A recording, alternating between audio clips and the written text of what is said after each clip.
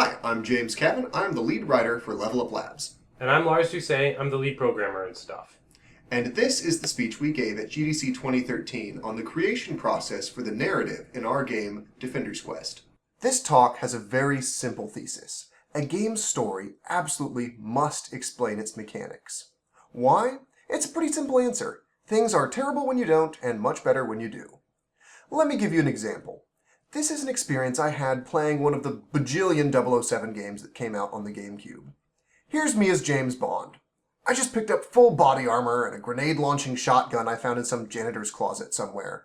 I just spent the last 20 minutes annihilating everything that moves in downtown Moscow.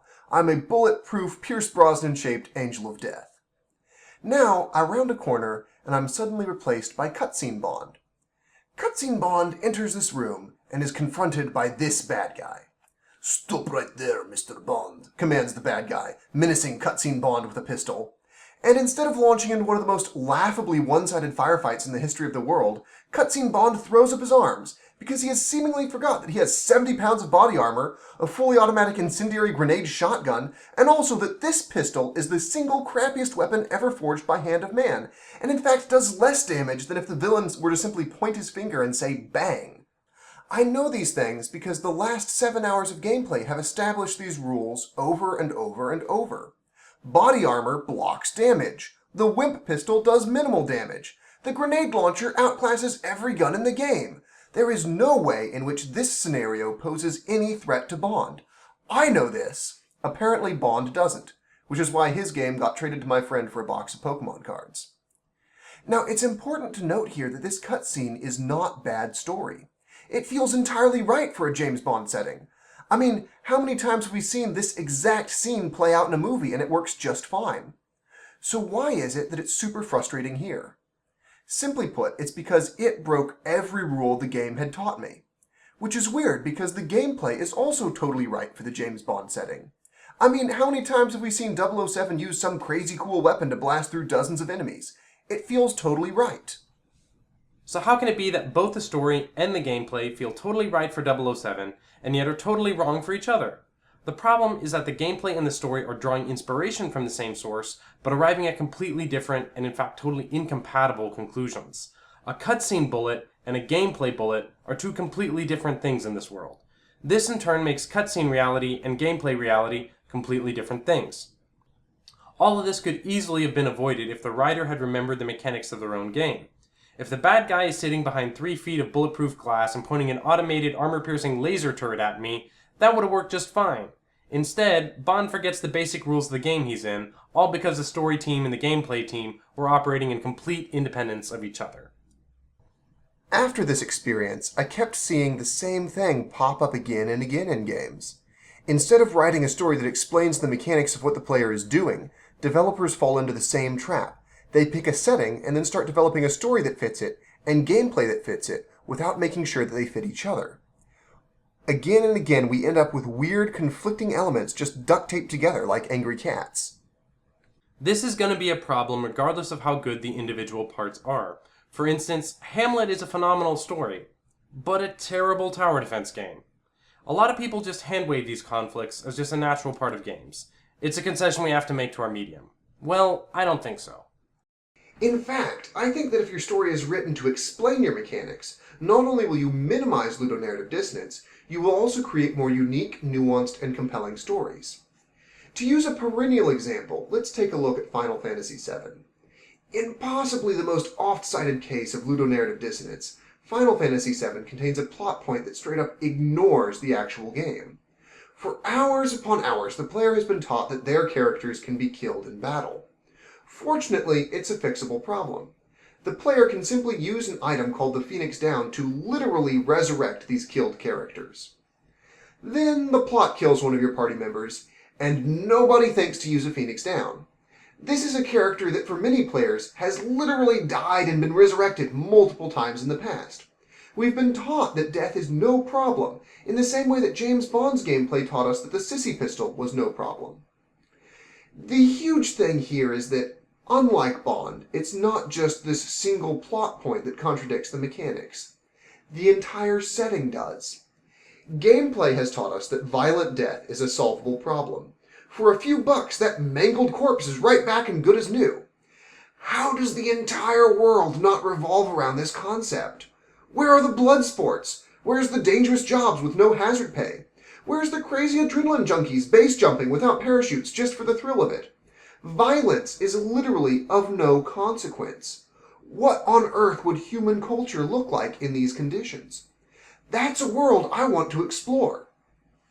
If Final Fantasy VII had tried to explain its mechanics, not only would it have avoided this basic inconsistency, it could have been a groundbreaking piece of speculative fiction, with a setting completely unique for the games of its time.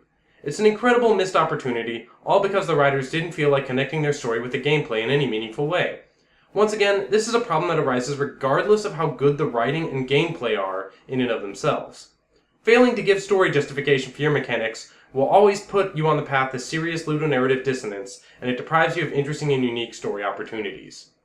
So when it came time to create our own game story, we wanted to absolutely avoid these pitfalls. While I wouldn't say we were perfect, I feel our system gave us a much better overall product than if we had just picked a theme and started writing. So our goal was to have a story that justified our gameplay mechanics and explored their consequences on the world. We wanted to avoid ludonarrative dissonance and seize any opportunities to explore the unique narrative consequences of our mechanics. So before we had a single word of story written, we created a grand list of every mechanic we knew would be in the game. As a tower defense RPG hybrid, this was a lot of stuff. So we looked at our huge master list and asked ourselves, what story would justify all these things in the simplest and most elegant manner? And boy did we have a lot of mechanics to explain, since Defender's Quest was going to be a tower defense RPG mashup. First, there needed to be something to defend, and a horde of single-minded, path-following enemies to defend it from. We borrowed the film term MacGuffin to describe our arbitrary object that needed defending, because arbitrary object that needs defending gets a little unwieldy over time. So there's a MacGuffin and enemies that want it. These enemies march onward towards their target along specific paths with no thought for their own safety or survival. The player defends against them by placing towers, and in our case these towers are persistent RPG characters. They level up, gain new abilities, have equipable gear that boosts their performance, etc. However, our defenders still have to function mostly like towers. They're placed one at a time, they appear instantly out of nowhere, they can't move at all, and when they receive too much damage, they're removed from play. Removed characters can be resummoned into the fight. And all these actions cost the player some kind of currency they get by beating up monsters. And that's just the battle mechanics. Outside of battle, there's going to be an overworld to explore, new units to meet and recruit, and shops with stuff you can buy. When we looked at this grand list of mechanics, we were immediately confronted by serious story problems. What kind of enemy behaves in the way our tower defense creeps did? What kind of currency comes from beating up bad guys? And why can I use it to summon my friends? For that matter, why do I have to summon my friends? Why aren't they here all the time? Also, why can't they move while they're here? And what was the MacGuffin? Why did the enemy want it? Why would characters even want to join the player's party? And where did all these bad guys come from? What kind of world is full of hostile forces, but also shops brimming with useful gear? And finally, why would the MacGuffin ever have to move? If this is a defense game, why don't you just build yourself a castle and hunker down? So first we tackled the questions of what our enemies were going to be. It became immediately apparent that no rational creature would ever behave in the way we needed them to. So any story where the enemies are human or anything else that's basically intelligent just wouldn't work. In fact, the more we thought about it, the fewer things there were that would make any kind of sense to be a path-following, no thought for survival, single-minded desire for the MacGuffin kind of enemy. Basically, robots, ants, or zombies are your three archetypes. So we finally settled on zombies. They met all of our criteria for enemy behavior. They're single-minded, they travel in hordes, they have no thought for self-preservation. And they also provide a really satisfying enemy to fight, because smashing a zombie feels a lot cooler than smooshing an ant, even though the ant would have worked too. So I do want to underscore that although zombies are a bit cliche, we picked them specifically because they answered the question that our mechanics raised in story terms, rather than just, oh, zombies would be cool. So we had our enemies cast, but we still had a bunch more battle mechanics to answer. Why was it that currency was gained by killing zombies? And why could this currency be used to summon defenders? We started thinking about things that zombies would have that could also be used to power our summoning mechanic. The most elegant solution we could find was magic. It was a bit of a hand wave, but it worked better than anything else that we could stick in that position. This meant that our zombies were no longer just Day of the Dead style infected corpses that could be stopped by destroying their brain. Now they were necromantic zombies, driven by dark magic that could be harvested when they were defeated.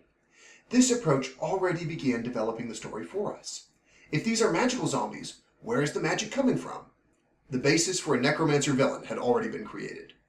Next, we had to answer why the player needed magic to summon their friends, and why the friends had to be summoned in the first place. Immediately we saw that this mechanic could not be explained in the real world. It would make no sense to be walking along with all your friends, get attacked by zombies, and then BAM! Suddenly it's tower defense time, and you have to pay magic to place your buddies one by one when they were standing next to you just a second ago. The natural solution we found was to simply remove our battles from the real world. Yes, you and all your buddies are walking along, but when the zombies attack, you are suddenly pulled into the spirit world. Now you have to use magic to pull your allies in with you. Once again, this explanation started the ball rolling for other story points. Who's doing all this spirit world entering business? The groundwork was set for our protagonist, someone with the ability to travel into the spirit world and bring others with them. The more we played around with this concept, the more we found it fit really well. Of course characters wouldn't be able to move in here. It takes our protagonist an incredible amount of concentration just to bring them into it.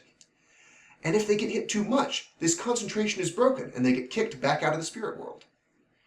For our MacGuffin, we decided to make it our spirit world traveling protagonist.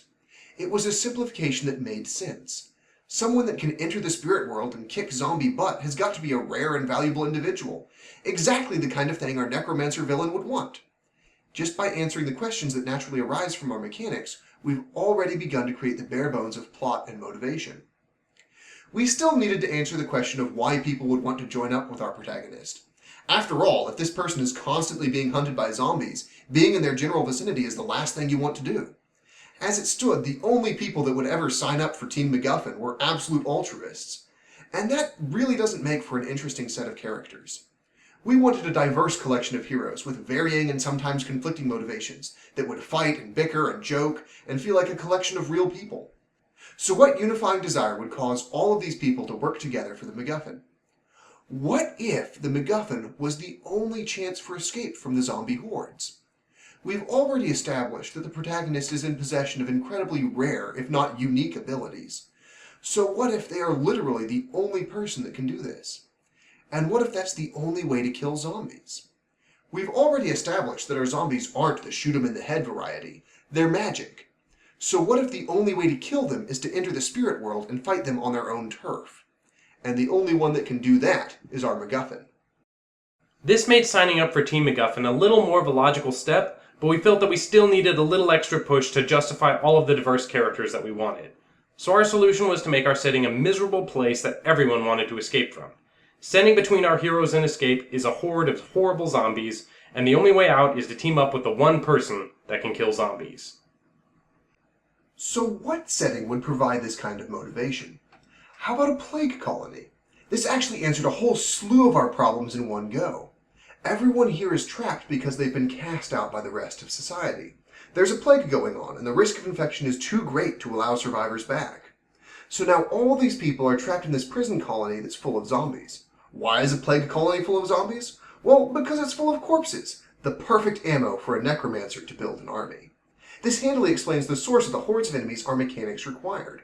It also explained why our dangerous world provided just enough civilization to allow for the item shops we wanted. Of course survivors would band together in small defensible settlements and trade for weapons and gear. This also provided a motivation for the protagonist to move. You don't want to just turtle up and defend the MacGuffin, because you want to find an exit and get out of this stinking dump. What felt amazing was that by answering all of these mechanics questions, we had not only dodged ludonarrative dissonance, we had also begun to create a setting far more compelling and unique than what we would have arrived at on our own. A unique spirit walker wanders an apocalyptic plague colony in search of escape, while keeping one step ahead of a dark necromancer, hell-bent on their capture for his own dark reasons. We had unique zombies, an unusual world, a compelling protagonist with understandable motivations, and a mysterious enemy, all without writing a single word of story. From here, I could begin my work as a writer, populating our world with interesting characters and compelling mystery. Best of all, we could do it without fearing that story and gameplay would contradict each other. It was a world that was founded on the rules of our game. meaning a bullet was always a bullet, in story and in gameplay. So that's our talk. I hope you liked it. I'm James Cavan. I'm Lars Doucet. And we are Level Up Labs. So this is the point where we leverage our talk into shameless self-promotion. Purchase Defender's Quest. Like us on Facebook. Like this movie. Subscribe to our videos. Leave a comment. Tell us we're good looking and smart.